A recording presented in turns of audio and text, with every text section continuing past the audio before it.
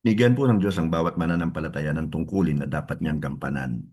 Ang bawat gawain ay pagkakataon upang luwalhatiin siya, maging ito po ay sa church, sa pamilya o sa trabaho. Ang husay ay hindi po nasusukat sa laki ng gawain, kundi sa katapatan ng paggawa nito. Ang title po ng pag-aaralan natin ay Called to Excellence in Every Assignment. At ang atin pong objective is to understand that every assignment God gives is an opportunity to glorify Him through excellence. Ang text natin ay mula po sa Book of Ecclesiastes chapter 9 verse 10a. Whatever your hands find to do, do it with all your might. Let's go to point number 1, work wholeheartedly. Sa Colossians chapter 3 verse 23, it is written, whatever you do, work at it with all your heart, as working for the Lord, not for human masters. Nais po ng Diyos ang mga lingkod na nagbibigay ng kanilang buong makakaya sa bawat gawain.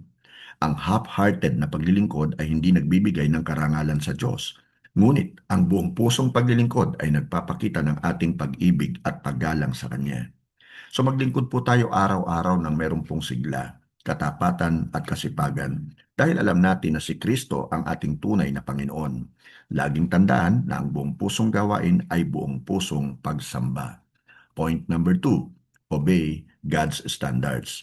Sa Proverbs chapter 10 verse 9 naman, mababasa po natin, whoever walks in integrity walks securely, but whoever takes crooked paths will be found out. Ang kahusayan po ay nakatayo sa katapatan. At mas pinahahalagahan po ng Diyos ang pagiging tapat, maasahan at matuwid kaysa sa talento lamang. So piliin po natin ang pagiging honest at tapat kahit mukhang mas madali po ang mag-shortcut. Point number 3, remain faithful. Sa 1 Corinthians chapter 4 verse 2, nakasulat naman po, now it is required that those who have been given a trust must prove faithful. Ang pangunahing hinihingi po ng Diyos sa kanyang mga lingkod ay ang katapatan.